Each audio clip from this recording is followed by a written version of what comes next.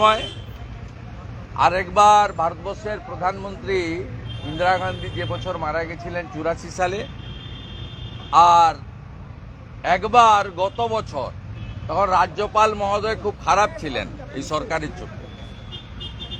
যাই হোক, এরা বুঝেছে যে সংবিধানটা সবচেয়ে উপরে বাবা সাহেব আম্বেদকরের, তার নিচে সবাই। আমি শুধু একটা আপনাদেরকে সূত্র বলে দিয়েই, আমাদের এমএলএদের মিটিং আছে, বিজেপি লেজিসলেচারদের, আমাদের কি ভূমিকা হবে আলোচনা করব আমরা। রাজ্যপাল মহোদয়কে রাজ্য মন্ত্রিসভা যে বক্তব্য পাঠিয়েছিলেন রাজভবনে, তাতে কেন্দ্রীয় সরকার বিরোধী এবং রাজনৈতিক অনেক বক্তব্য ছিল। আমি ধন্যবাদ জানাচ্ছি রাজ্যপাল মহোদয়কে তার বক্তৃতার আগে। তিনি তার সেই বক্তৃতা ফিরিয়ে দিয়েছিলেন রাজ্য সরকারকে। তিনি বলেছিলেন, এগুলো আমি পড়ব না, খেলায় না পড়লে বিড়াল গাছে ওঠে না। এই রাজ্য সরকার রাজ্যপাল মহোদয়ের আপত্তি করা বিষয়গুলো বাদ দিয়ে নতুন বক্তৃতা পাঠাতে বাধ্য হয়েছেন, যেখানে কেন্দ্রীয় সরকারের বিরুদ্ধে বলা লাইনগুলো রাজ্যপাল মহোদয়ের কড়া অবস্থানের জন্য এই সরকার বাধ্য হয়েছে বাতিল করতে, পরিবর্তন করতে। আমি এটা আপনাদের বলে দুটোর সময় বাকিটা শোনার জন্য আপনাদের বলছি। সাথে সাথে আমি একটু আগে গভর্নর সাহেবকে চিঠি দিয়েছি এবং আমার এক্স হ্যান্ডেলেও দিয়েছি, দেখবেন যে সংবিধানের বাইরে দুজন এমএলএ-কে শপথ করিয়েছেন অধ্যক্ষ মহোদয় ডেপুটি স্পিকারকে দিয়ে। এই দুজন সদস্যকে বৈধভাবে শপথ নিয়ে বিধানসভায় অংশগ্রহণের ব্যবস্থা করা হোক, ত্রুটি মুক্ত করা হোক। তাদের শপথ নিয়ে আমার কোনো আপত্তি নেই, তারা নির্বাচিত প্রতিনিধি। কিন্তু সংবিধান সবার উপরে যেভাবে রাজ্যপাল মহোদয়ের নির্দেশ অগ্রাহ্য করে সংবিধান ভায়োলেশন হয়েছে, আমি সংবিধানের ক্লজ তুলে ধরে মহামান্য রাজ্যপাল মহোদয়কে কমপ্লেন পাঠিয়েছি আর যদি ত্রুটি রেখে অ্যালাউ করেন, তার কনসিকুয়েন্স মাননীয় অধ্যক্ষ বিমান বন্দ্যোপাধ্যায়কে ভুগতে হবে। আমি ওগুলো বলবো। देखिए, भाषण देने का जो हमारी कन्वेंशन था, ये लोग तोड़ा था। इस साल ये हमारी कन्वेंशन को एक्सेप्ट करते हुए, अपनी गलती सुधारते हुए, वो लोग गवर्नर साहब को बुलाया है 2 बजे स्पीच देने के लिए।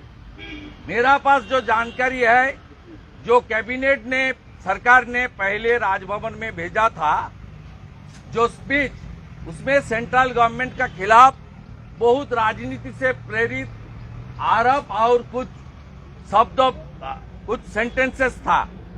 ऑनरेबल गवर्नर ने स्ट्रांग ऑब्जेक्शन किया। उसका बाद ये लोग मजबूरी में वो सब सेंट्रल गवर्नमेंट का खिलाफ जो राजनीति से प्रेरित अपशब्द था, वो सबको हटाना पड़ा। फेस जैसे गवर्नर साहब ने एडमिट किया, उस तरीके से हमारी स्टेट का विकास, प्रगति के लिए जो भाषण होना चाहिए, उस भाषण को अलाउ किया। वो भाषण ये सरकार स्वीकार करने के लिए ये सरकार माने एग्री कर गया। ये बहुत अच्छा शुरुआत है। ये मेरा जानकारी था, मैं बता दिया। और यहाँ 2 बाई इलेक्शन में जीते हुए एमएलए का जिस तरीके से कॉन्स्टिट्यूशन को वायलेशन करते हुए वोट टेकिंग किया गया है, उसको सुधारने के लिए मैं गवर्नर साहब को लिखा हूँ, 11 बजे खत भेजा हूँ। अभी एक सैंडल में सोशल मीडिया में पोस्ट किया है। मेरा यही गुंजाइश है, honourable speaker, please rectify your fault, please rectify your fault. आप कॉन्स्टिट्यूशन स्पीकर का ऊपर है, बाबा साहेब आम्बेडकर का संविधान सबका ऊपर है। उसको इज्जत देते हुए आपका जो गलती हुआ वो आप रेक्टिफाई करके ये दोनों मेंबर को ओथ टेकिंग कीजिए। उसका बाद अलाउ कीजिए, नहीं करेगा तो इसका जो कॉन्सिक्वेंस होगा, लीगल कॉन्सिक्वेंस, उसका सीधा सीधा रेस्पॉन्सिबिलिटी स्पीकर की ओर ही जाएगा। আরেকবার ভারতবর্ষের প্রধানমন্ত্রী ইন্দিরা গান্ধী যে বছর মারা গেছিলেন 84 সালে, আর একবার গত বছর, তখন রাজ্যপাল মহোদয় খুব খারাপ ছিলেন এই সরকারের চোখে। যাই হোক, এরা বুঝেছে যে সংবিধানটা সবচেয়ে উপরে বাবা সাহেব আম্বেদকরের, তার নিচে সবাই। আমি শুধু একটা আপনাদেরকে সূত্র বলে দিয়েই, আমাদের এমএলএদের মিটিং আছে, বিজেপি লেজিসলেচারদের, আমাদের কি ভূমিকা হবে আলোচনা করব আমরা।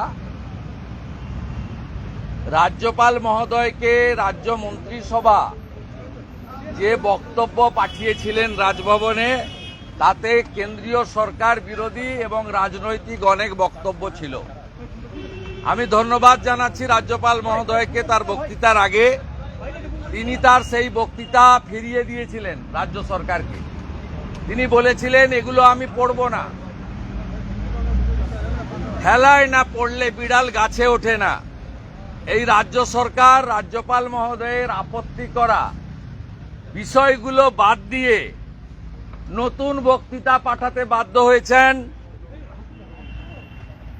যেখানে কেন্দ্রীয় সরকারের বিরুদ্ধে বলা লাইনগুলো রাজ্যপাল মহোদয়ের কড়া অবস্থানের জন্য এই সরকার বাধ্য হয়েছে বাতিল করতে, পরিবর্তন করতে।